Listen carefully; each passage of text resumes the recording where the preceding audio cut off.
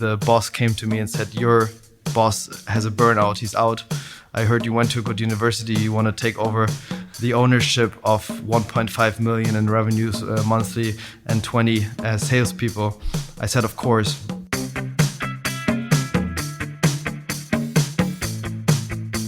Welcome to the Swisspreneur Show, a podcast about startup stories and learnings from experienced entrepreneurs. Here's your host, Sylvan.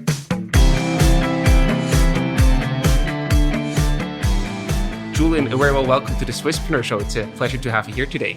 Thank you so much, Sylvan. It's a pleasure to be on the show. You are the founder and CEO at Wefox, Europe's largest digital insurer. Before we talk about your impressive story, we want to talk about your personal background. You actually studied business administration at the University of St. Gallen. So I just wonder, what did you actually take away from your studies? Not a lot, to be honest. Yeah. So I went to the university, and in the first, lecture, there was the professor saying, "Okay, look to your left and look to your right. One person of you three will be investment banker. One person will be in a consultancy company, right. And one of you will become nothing." Yeah. So that was the spirit of the University of St. Gallen at that time. I think it has changed a little bit, but there was very little entrepreneurial spirit, which is a pity, because the university attracts amazing talent, and it's really around motivating amazing talent to go and build something on your own and take risks, which the university hasn't been doing, is not doing to the extent it should be doing today. So let's hope for the University of St. Gallen really becoming an entrepreneur's university. I think it has all the resources, all the ingredients to actually do that. And it's even more astonishing if you then look back in 2010, you actually co-founded DeinDeal, one of the fastest growing Swiss startup companies. So despite all, the consulting and the investment banking career choices, how do you actually end up in entrepreneurship then? Well, for me, it was clear from the beginning. I said I either become a cook or I jump into startups. And I actually made an application to Jamie Oliver, and he never replied. So I had to go into startups. And I came to Berlin right after university, and I worked for a Berlin startup. First experiences, it was great. I basically came to work, didn't know what to do, just wrote my own agenda and delivered on it, and expanded the business internationally. And then I wanted to go to my wife, who studied fashion design in London. So I looked for, where could I work? And I had a friend that I went to school with who was in the HR department of Groupon, back then very small company. And I wrote to him and he organized an internship. And basically it was an amazing experience, because on day one I was just an intern. On day two, basically the boss came to me and said, "Your boss has a burnout, he's out. I heard you went to a good university, you want to take over the ownership of 1.5 million in revenues monthly and 20 salespeople." I said, of course. I learned how basically to manage sales. And then I, within 6 months, expanded Groupon internationally to other countries, just starting as an intern just a few months back. And I just realized the amazing growth curve you can have in this environment. And that was the beginning of making the decision of really wanting to stay in startups, build startups. And then DeinDeal was an amazing experience for us, learning everything within a very short time frame, growing the company to a certain level, making lots of revenue, more than 100 million, turning it profitable, and then exiting it, all in a very short period of time, all in a pretty protected environment. Switzerland, it's not the Shark Tank. So it was great for practicing. It was great for making mistakes. It was great for getting ready for bigger things. Yeah. We're going to talk about those bigger things as well, and also the comparison to Switzerland. One thing that I also wonder is, in 2015, then DeinDeal was completely sold to Ringier. And out of that success, there were so many other companies that basically have been founded by people either founded Dyndeal or worked at Dyndeal. We even created a map, called it the Swiss Startup Mafia. So why was Dyndeal such a strong breeding ground for other companies, for other entrepreneurs to be born out of that success? What made it so special? I think it was the mindset that was spread by the founders, that everything is possible, and you're never happy with the status quo, and you continuously evolve your business. I mean, if we look at Dyndeal, it started as a copycat, but essentially we have continuously evolved the business, and we were the first ones who've understood, all right, we have to get into the supply chain. We have to organize goods, but not via drop shipping. We have to build our own warehouses, and we have to be the owner of that. We've been much earlier than Groupon has. We had more than 90% market share in Switzerland. We continuously evolved the business. We were the most innovative. And I think we put a big focus on culture and on vision and on figuring out what is the potential of every single individual and how can we unleash that potential. So I think we created a pretty magic formula in a, again, small setup that motivated many people to do it themselves, right? Which also was part of my own story, where I was motivated by working at Groupon to do it myself. And I think that's the ultimate, trophy of any startup, to motivate as many people as possible to do it themselves. So really taking the role that the university didn't take, which is motivate people to start their own businesses. I think we took that role at Dyndeal. Was there any specific thing that you could actually recommend to others who want also to sort of instill this entrepreneurial mindset or unleash the entrepreneurial potential of their employees? Is there any particular tip? Yes. I mean, it's the opposite of what is the leadership culture at Groupon, really, what I experienced there, which was micromanagement, which was, a very tough structure in terms of, you are responsible for this and that's what you need to focus on and nothing else. It's really around taking people, giving them responsibility, giving them freedom, but also expecting ownership and leaving them alone, right? And just giving them a frame of where they can move in, but continuously motivating to think outside of the box, continuously motivating you to take new ideas, develop new ideas, and also then supporting the implementation of these new ideas, accepting if these new ideas fail, motivating them to continuously create new ideas, but also celebrating them if these new ideas become huge successes, right? Very important. So I think that's really the secret. It's a lot of freedom, but in return expecting a lot. Yeah, makes sense. So you also didn't rest yourself. After the exit of Dyndeal, you then basically went and just started Wefox together with two co-founders, with Fabian and Dario. So where do you actually meet your co-founders? Well, Dario was also the sales guy at Dyndeal, co-founder at Dyndeal. So I knew him. Mafia. I knew him for quite some time, and we knew that we want to build the next business together. At Dyndeal, I was more like the operations freak, and he was more like the sales freak. So we said, okay, that's a good match. I make sure that the business runs. You make sure that we get business. Yeah. So that was clear. And then Fabi, I know for more than 20 years. We grew up together. We're friends from Berlin. And he was at the time in investment banking in London. And I gave him a call. I said, we're starting this new thing. He basically quit his job instantly, moved over to Zurich back then, because I was still, in the handover at Dyndeal. We moved into the flat at Universitätsstraße, which was actually a great founder's flat. So I remember basically first in this flat, I lived with Anna Alex, who became the founder of Outfittery and now Planetly, who was also at Dyndeal. Then we lived at this flat with Jens Obaniak, who is now the founder of Dr. Smile. Cool. And has been at Helpling before.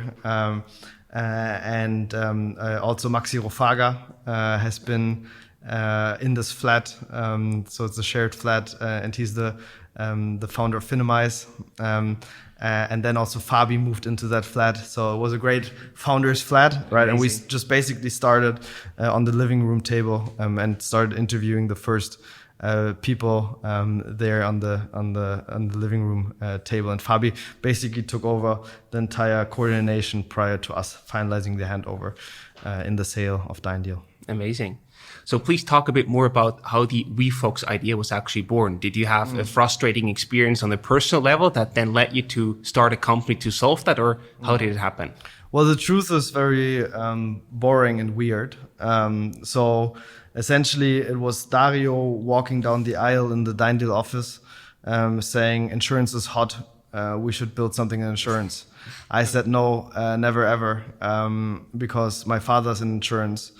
And I promised myself I would never ever, follow the footsteps of my father. Right. So insurance is a no-go for me.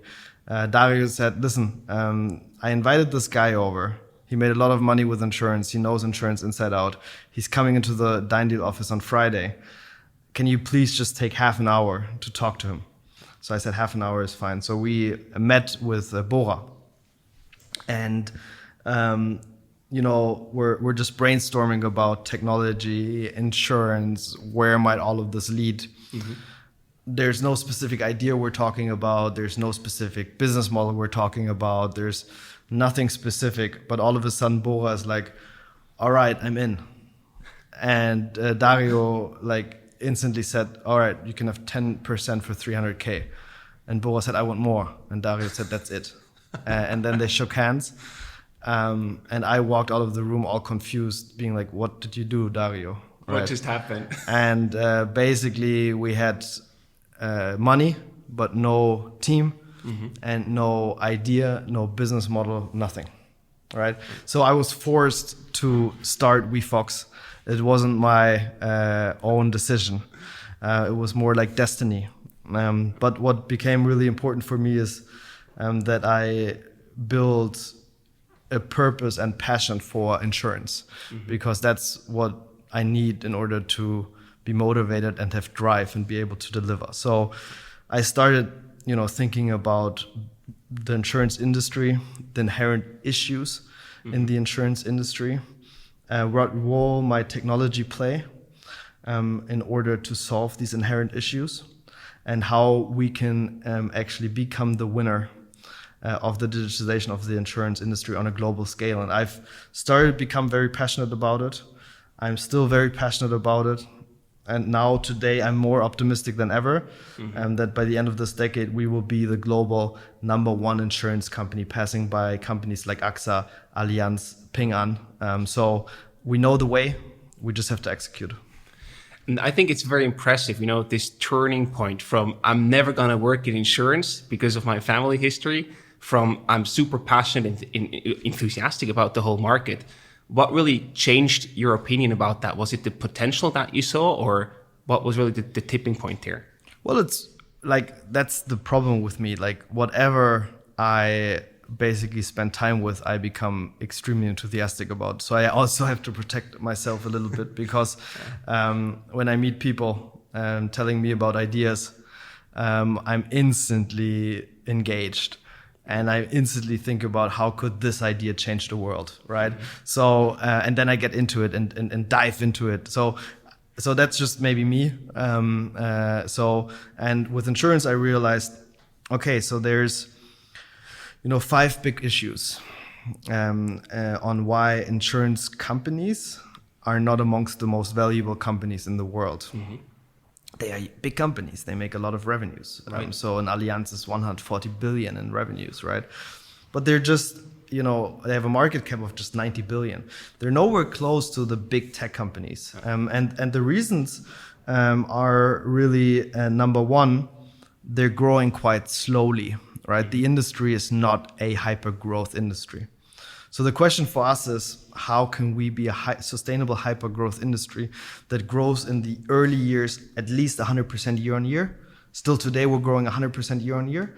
But how can we keep that up, right? So that was a big challenge for us. I think we found the solution. Second big thing that I thought was the challenge was the whole topic of the risk margin in insurance, right? If you look at insurance, the core business is risk. So you have a customer that pays money, and then an insurance company pays out claims, has administrative costs, and pays for sales, right? And typically the margin is extremely low or zero or even negative, right? So the reason why this didn't matter in the past, over the last 150 years, is because insurance have a second income stream, which is capital returns. So they take the money from the customers, they invest it in capital markets, they make capital returns. And this actually created all of the profits. So now we're in a zero interest environment and we don't have any more capital returns. So the insurance companies, the big ones, they have a real problem because they never focus on the risk return. So for me, it became really interesting to crack the challenge of how can we actually use technology and data to reduce the loss ratio, which is the claims payout. How can we use technology and data to decrease the administrative costs of an insurance company significantly and sustainably over the years to come? And how can we become significantly better in terms of sales costs so that we increase the margin in terms of the risk business significantly? The third point is the whole topic of capital efficiency. Insurance companies need a lot of money on the balance sheet that they can put to use. So today there's much more innovative models on how to build a business in a capital efficient way and still complying to the regulatory requirements. So for us, it's really around capital light models where all of the money that we have, we put to use to innovate and grow and not to have it on the balance sheet. Right. The fourth point is the whole topic of innovation. So insurance companies, the big ones, they're in a catch-22 because they over decades attracted the most risk-averse investors that request dividends on a yearly basis. And what does dividend mean? A dividend means you're taking out money of the business that in this fast-changing world should be invested into innovation and into the future and cannot be invested into the future and innovation, right?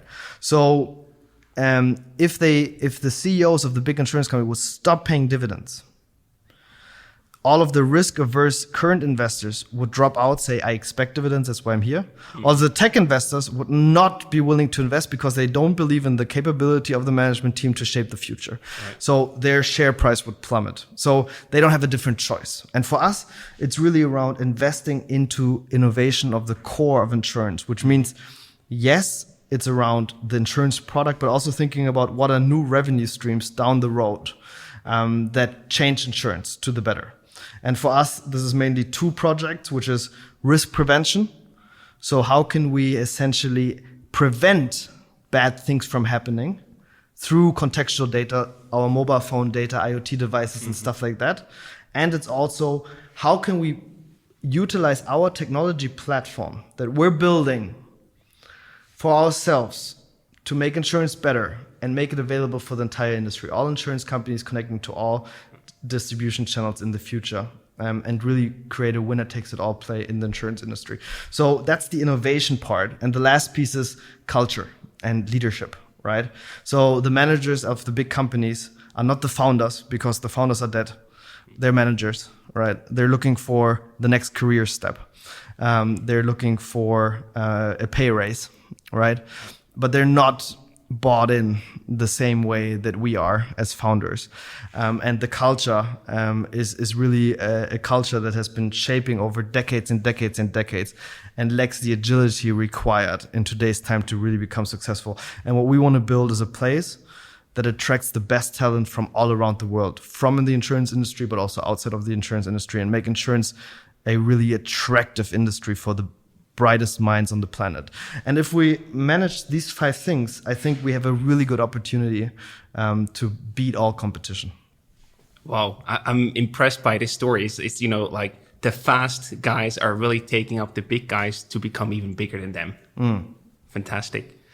Can you also explain how your business model works? Because you do have different income sources and revenue streams that you built up over the past. So how does your business model work today? Well, essentially, Wefox is a digital insurance company that sells P&C insurance, which is car, liability, household, and so forth, life insurance, and health insurance, right? And we do this via digitally enabled intermediaries. So we don't go direct, which means basically on the website optimizing our direct journey. Because we call that the worst of all worlds in insurance. It's counterintuitive, but essentially what direct means in insurance is highest customer acquisition costs, then highest loss ratios by definition across all channels, so most claim payouts, and lowest loyalty means highest churn. To nail the unit economics in that space is almost impossible, but most of the insurtechs globally, they go down this path. Right? And we said we focus on how 9 out of 10 policies, the majority of all insurance policies are sold today, and we make that better, which is the intermediaries. And we have 3 different distribution channels. One is the exclusive advisors. So we have around 700 Wefox advisors in Europe. One is the brokers. We have around 5,000 brokers. And one is the affinity channel, which we're starting to build up now, which is the integration of our insurance products into ecosystems of distribution partners, right? So embedded insurance. So these are the 3 different channels that we supply with our insurance products, P&C, life, health. We, in terms of product offering, have our own insurance products and third-party insurance products from partners. But we're aiming to increase the amount or the share of Wefox insurance products sold via our platform dramatically over the next couple of years. Makes sense. How do you actually make that decision to not go directly B2C? Because you mentioned other insurtech companies are doing that. Why do you take a different decision? What was the convincing part? Number 1, it has never worked. No one has nailed it. Number 2, we've tried it and we saw the data and we said we cannot make it work. If somebody else can make it work, it's great. The only player I've seen make it somehow work is Geico, but their marketing budgets, and how long it took until they build a size of book where it starts making sense, right? But that's a very special and unique case. Apart from that, I haven't seen it work. Got it. And in that regard, how do you actually also support your brokers or the exclusive advisors to generate leads and also win customers? What do you do to support them along the way? So the lead and the sales process is a very local process. Okay. Essentially, we have a central unit that helps our country leaders to generate leads, which is one of the core value propositions. And here we're continuously optimizing.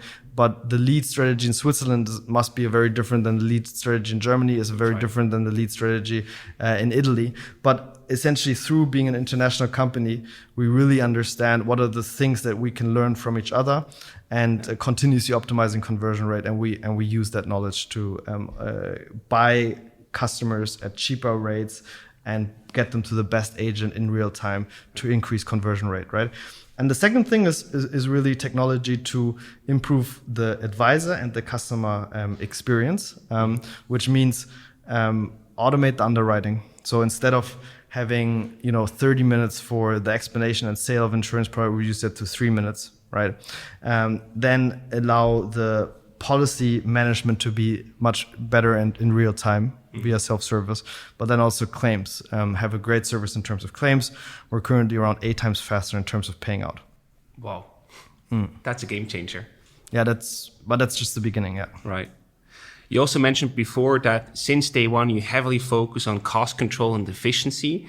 Can you talk a bit more about how you actually execute that in your daily business and also the tough trade-offs that you might have to make that happen? Well, it's really that we're driven by what we call, an LTV to CAC optimization strategy. And every investment we make, we look at what is the return that we're getting and how long does it take. And that's how we prioritize our initiatives. And in the core, we made decisions that make sure that we grow fast which means we leverage existing intermediary networks and customize our products and technology for them to increase their business and at the same time grow profitably by making sure that the business that we underwrite has a better than market loss ratio, right? We're around 11 percentage points below the market when it comes to loss ratios. So it's really around, and that's unique in insurance. You can't just grow fast and make it work at some point, right? You can't just throw money at the market and think it's going to work. And that's possible in other industries. But what you do in insurance is you build a book. It's going to stay with you for a long time. If you spend a lot of money and build an unprofitable book, you have no possibility to ever turn profitable. So that's the difference between insurance and other industries. So for us, it was very important to say from the get-go, we're building a profitable book. We're growing fast, but also we're building, and that's the challenge, I guess, in insurance, right? Before we continue with the show, we would like to introduce you to our new partner, Newco. Newco helps founders navigate the paperwork that starting a company involves. From the first consultation all the way to the commercial register, Newco has helped more than 900 entrepreneurs start their company, and they do so at highly competitive prices. To find out more, visit newco.ch/Swisspreneur. Again, that's newco.ch/Swisspreneur. And now, on with the show. Do you have an example for like one of these strategies that you execute that perform well in terms of lifetime value and customer acquisition costs? Yeah, I mean, it's around how do we price our insurance products. And while many insurance companies have a pretty static pricing model, what we do is we take a lot more variables into account, and we have a much better understanding of which customers need to be priced at which point. And what many insurance companies also do is they underprice what's called the loss zone, so the risky customers, and they overprice the profit zone, which means the profitable customers. What we do is we don't underprice the loss zone. We basically offer them the technical price, which means it's way too expensive for them, so they're never going to become our customers, which allows us in return to underprice the profit zone, which essentially drives our growth, because in this area we are much more competitive and have better product quality at lower prices, and have lower loss ratios at the same time, right? So, and that's how we use data, and we adjust our underwriting rules and our pricing on a daily basis, which the big insurance companies maybe do on a half-yearly or annual basis. Yeah.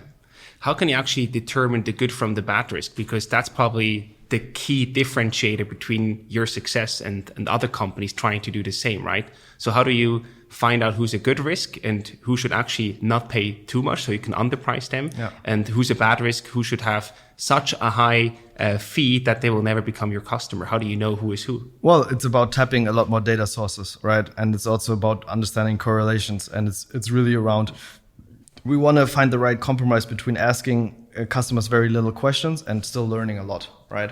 That's what's been learned in many other industries. We just use the same techniques, right? So in e-commerce, in fraud detection, for example. So it's around analyzing a lot of variables in the background to really understand, all right, this is a customer where we expect significantly higher than market loss ratios. We make a lot of mistakes, by the way. The difference in us making mistakes, meaning underpricing certain cohorts that are much more risky than we thought, is really in us being able to identify these mistakes really fast and adjust these mistakes much faster. So that's one of the big things, I think, how we can control our loss ratio, which is fixing mistakes faster. So realizing and fixing them faster, because for big insurance companies that don't have this data-driven real-time approach to adjustment of underwriting rules and pricing, it's going to maybe take month and month and month until they realize, and then again month and month and month until it's adjusted, and the losses accumulate. So that really also comes back to the culture that you mentioned before, giving people the freedom, try things out, but then also learn and adapt quickly and continue trying and experimenting. Yeah. So this is important. 100%, yeah. So with the rapid growth that you had over the past years, also the company grows and eventually also you as a CEO. So I also wonder, how did you as CEO change over the past 6 years? Well, in every aspect, 100%. So essentially, you start something and you think you know, and you realize you don't know anything. And that kind of growth mindset of continuously trying to be in the edge, your personal absolute maximum.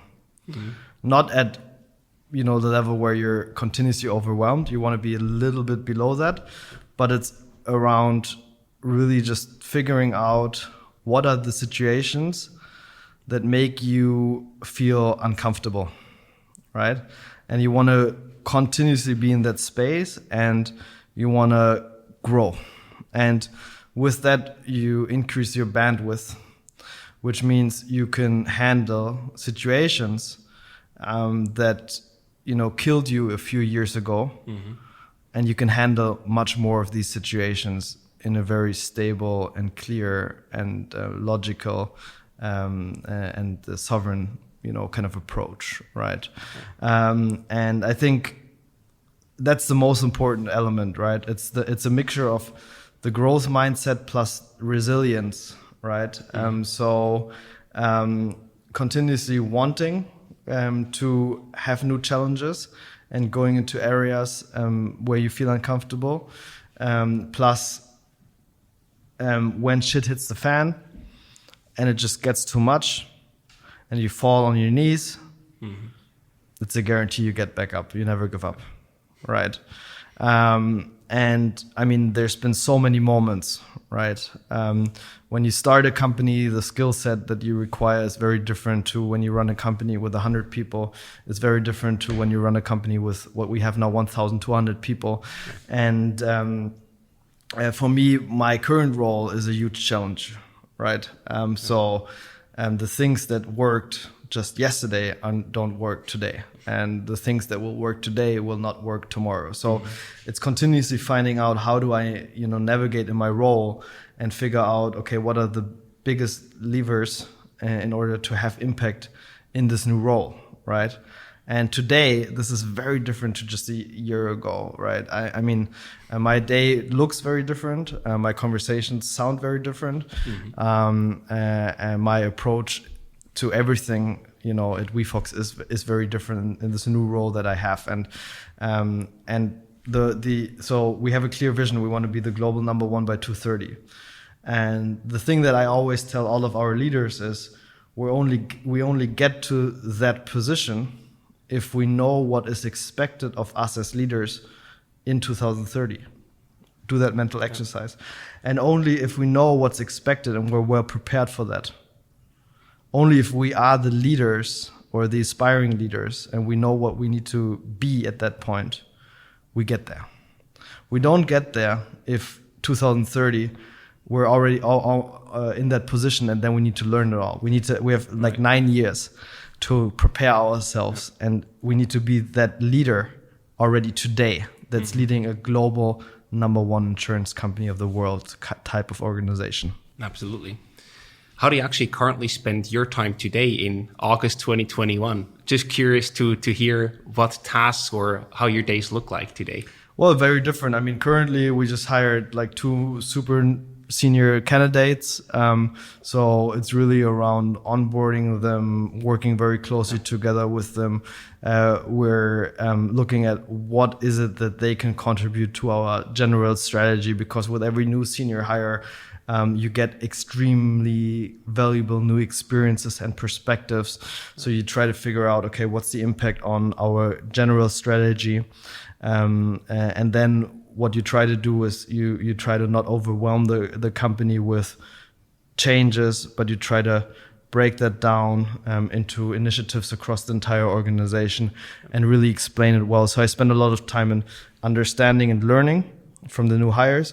I spend a lot of time in explaining and communicating to the entire organization and try to be very transparent around and take them on the journey. And of course, I try to spend a lot of time on evaluating lots of the signals that I currently get from being very close to the operations, very close to the organizations. There's been times where I've been very far removed. Right now is a time where I'm quite close. And I get a lot of signals.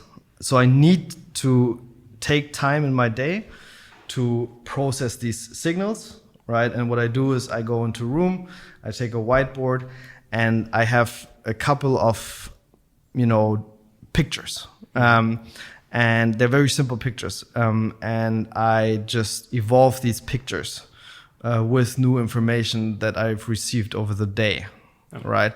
And so this picture becomes more clear and clear and clear and covers all aspects of the entire business, right? I'm really impressed by the time that you take out in your schedule to do that, because I can imagine it's super important, but also easily forgotten and saying, oh, I have too many meetings to attend to or too many calls to take. So it's really impressive how you plan for that time to actually also have the pictures and the signals aligned. Well, I try to basically not have a full calendar and really try to take myself out, because, I have a few direct reports. They have the full ownership, right? And they only need to involve me when they think I really add value. And where do I add value? In very little things, right? So they do the things themselves, right? If they need my opinion, I give it to them, right? But it's really much more pull than push, right? So I'm not going to force myself into the organization at all, right? And that means I have time. Great. To think about the big things. And I think that's my most important responsibility. Absolutely. And at the same time, I can also imagine that with more employees, more clients, more funding, you usually also take on more responsibility and also increase the pressure on you on a personal level. So how do you handle the responsibility and the pressure? I have a coach I work with on a weekly basis, and then once per month a full day, right? Nice. It's really around kind of mapping out all different areas of my life, right? It's kind of the work side of things, it's the relationship side of things, it's the health side of things. And I kind of map out, okay, how am I doing? It's like a three-legged stool. And if one of them breaks, I'm on the floor. So right. I kind of have to make sure they're all kind of stable, right? And I try to analyze, okay, in which of these areas are we unstable? Am I spending too little time with my friends, with my wife, with my family? How do I change that? Am I spending too much time or too little time with certain aspects of work? Am I spending too much or too little, which is typically my case, with like figuring out, okay, how do I live a healthy lifestyle, right? Okay. And how can I change that? So, and then make commitments and change things actively. Typically the thing, that drains my energy the most is quality and level of relationships. So if you see there's like conflicts, I try to handle them head on and solve them, right? Either way, but solve them, not have them like, just cooking and becoming huge issues, right? And I work on my mental health a lot with the coach, and I try to reflect a lot, right? I try to understand what is required of me to be the best leader of this organization possible, right? And that's my ambition at any point in time, to be the best possible leader of this organization, right? And if I realize I'm not, I need to step down, right? So I continuously need to reflect, is there someone that could be doing this, what I'm doing, better than me? And what is it to be the absolute best, right? And that, person I need to be. Impressive. Thank you so much for sharing that. I think that's wonderful to hear how you handle these situations. Another change in the past has not only been your huge growth, but actually also your geographical location. Your headquarters is still based in Zurich, in Switzerland, but basically your headquarter functions are here, based in Berlin. So why was that the right step to take, to basically move from Zurich to Berlin? To be honest, I think we could have also built everything in Zurich. Okay. I just decided to move to Berlin because I'm originally from Berlin and I wanted to get home. Fair point. It's as simple as that. I think Zurich is great. Of course, we have a little bit of an issue of high salaries, right? Higher salaries. And at points, we have a little bit of an issue of mentality. I mean, I came from London back then and moved back to Zurich with Deal. And I was just astonished by the attitude of leaving at 5, right? Because I came from London and it was like the office was full at 10 p.m., 10, 11 p.m. Like the office was full. And I came to Zurich and people, came at 9, left at 5, right? And I was like, there was not even a discussion. There was not like, and there was nobody that didn't do that. So I was still surprised by the level of efficiency and what we were able to achieve and stuff like that. But I think, these are two things where it's maybe a little bit more difficult, especially in the early phase, right? Later, that's not such a big issue, but in the early phase, to scale really fast, right? I'm seeing that there's a difference happening also in Switzerland, but Switzerland is a beautiful paradise, and people really don't have that many existential threats that also motivate you to, just completely overperform and outperform, which is something that is required in these early phases. But Switzerland offers many great things that are very important for the sustainable development of a company. And we're hiring a lot of people in Switzerland, especially from the insurance industry, because we just appreciate the quality. We appreciate the philosophy, the approach. In Switzerland, I think we have more than 300 employees by now. It's a very, very important part of Wefox. Absolutely. But we hear that often in the podcast that, Swiss people can also get a bit too comfortable and don't think big enough sometimes. So that's something where you have a bit of homework to do. It's yin and yang, right? Both sides have their positives and negatives. Absolutely. Another thing I also want to talk about is your Series C fundraising round. You raised $650 million at an impressive $3 billion valuation. And you basically did that in just 4 years, basically, from building Wefox. How the hell did you pull that off? That's impressive. The whole story? Yeah. Well, I mean, how did we pull it off? I think the opportunity is amazing. It's like we're talking $5.2 trillion industry and it's not digitized. So that's one side of the thing. I think our execution has been good. I mean, we're at 120 million revenues last year. We're growing to more than 300 million this year. So we're again more than doubling the business. Next year we're going to be at 800 million revenues. I mean, we're just growing faster than anyone, and we're growing at a much higher profitability than any other insurtech in the world. So big opportunity, great execution. And I think very, very high ambitions. I mean, we are very clear about where we want to get to. And we believe, sky's the limit. And that's the culture we live. I think that combination of things has led to a situation where, fundraising is always difficult, but this time it was really easy. In March, my daughter, my first daughter was born. She was born on the 7th of March. And on the 3rd of March or something, and that's the great thing about COVID. You have the investment bank organizes a single pitch to all investors, right? 100 investors or so dialed in. They don't know who's dialed in. It's anonymous, nice. right? Yeah. So you have an audience of 100 investors. And what worked really well was we did the pitch. I said, guys, I want to make this a short process. We're raising 200 million, right? And and just give us the term sheets ASAP, right? Next day we got the first term sheet right after, right, which was perfect for the dynamics. And then we got in commitments of more than 1 billion. So we over 3 weeks, and then we cut it down to 650 million. We chose the right investors, and we closed the round. So it was pretty straightforward, pretty simple. We were able to negotiate great terms for the employees, which is anti-dilution for all employees that have shares. Nice. Right. We were able to negotiate, making every employee a shareholder. We were really in the power position on this one. It's a very, unlikely scenario for a fundraise, because I have very different stories in which this has been very, very difficult and almost impossible at times. The company was about to die 3 or 4 times, right?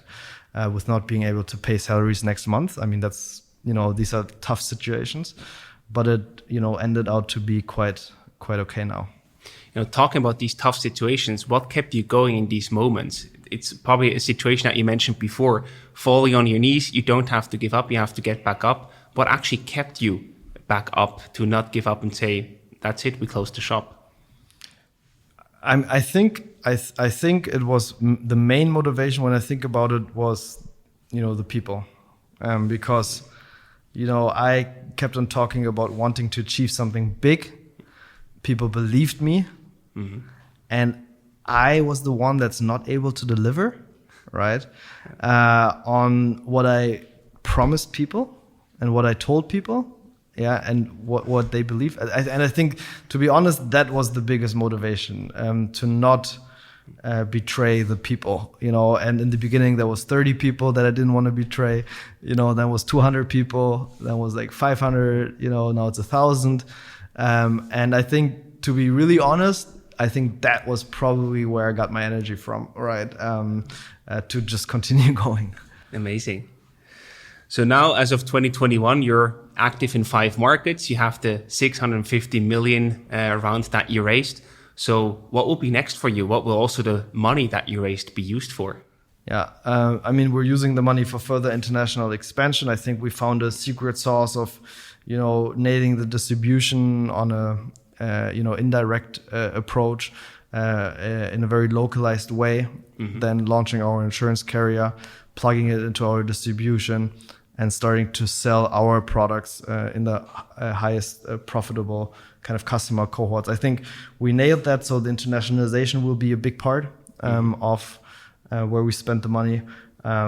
We will also spend money on innovation, which means essentially evolving the insurance product from this reactive product, what we have today. So essentially, we haven't really done anything great so far. We've just made it a little bit simpler, a little bit easier. So underwriting real time, policy management real time, claims real time, but we haven't revolutionized it. And I think turning insurance from this reactive model into a proactive model that actually has an impact on people's lives and prevents bad things from happening, whether they're health related or accident related and so forth.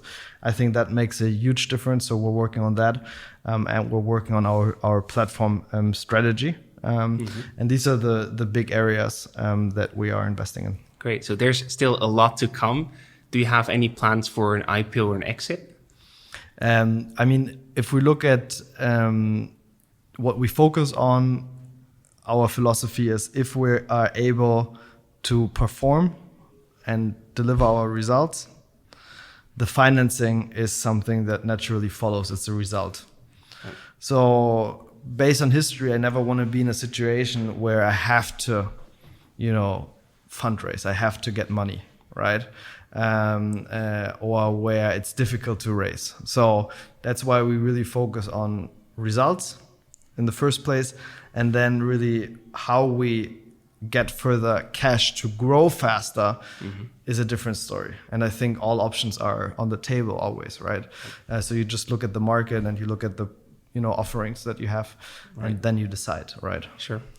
That's also your responsibility as a founder, right, and CEO, of course. So to wrap up the conversation, we have 2 last parts for you. The first one is about personal resources and gadgets that you can recommend. Do you have any books, blogs, podcasts, or gadgets that you use yourself on a regular basis? Yeah, I mean, I'm not a great habit person because I change or reinvent myself kind of all of the time, right? So I'm not like driven by massive habits, but I have a couple of books, and one is Reinventing Organizations from Frederic Laloux, which I think is an amazing book because it kind of explains to you the societal role of organizations in the development of humanity, and also what responsibility founders have, right? And how you can create progressive work environments. And that's been something that has been very inspiring to me, especially spiral dynamics, right? And in general, I try to read a lot. I try to, stay up to date on many topics because I think having an overview of kind of the meta developments in the world and how they impact your business is super relevant. I know many people that say, I don't read any news, and I understand that as well. I'm a news junkie. I read 8 newspapers in parallel every day, right? So that's definitely something. So in terms of gadgets, I think one of the most important one for me personally in my work style is the whiteboard. Visualize things for yourself and then for other people. And the purpose in visualizing is simplifying very complex things. Simplicity is the ultimate sophistication. So yeah, maybe. Got it. Great. So let's finish with the rapid fire questions. I either give you a short question or a choice, and you have to answer in 1 sentence. Are you ready? Yes. Kindle or paper? Paper. How many hours of sleep did you get last night? I got at least 8 every night. Wow. Profitability or growth? Both. If someone were to only insure one thing, what should they insure? They should definitely insure their health. Good point. Apple, Google, or Microsoft? It's Apple. Right to disconnect or always on? Always on. And Germany or Switzerland? Or Berlin or Zurich, you can also ask it that way. I'm more Germany, unfortunately. Fair point. And I love Switzerland. Switzerland is perfect. Maybe too perfect at times, but it's perfect. I love it. Fantastic. Julian, thank you so much for taking the time and for sharing your impressive story. We wish you all the best and lots of success for the international domination, I would say. And thank you again for taking the time. It was a pleasure talking to you. Thank you, Sylvan. This episode was brought to you by Swisspreneurs' main partner, Clara Business, the digital all-in-one solution for small businesses. Managing internal processes manually and on paper wastes an incredible amount of time. That's why Clara digitizes everything, allowing you to focus on what really matters, your core business.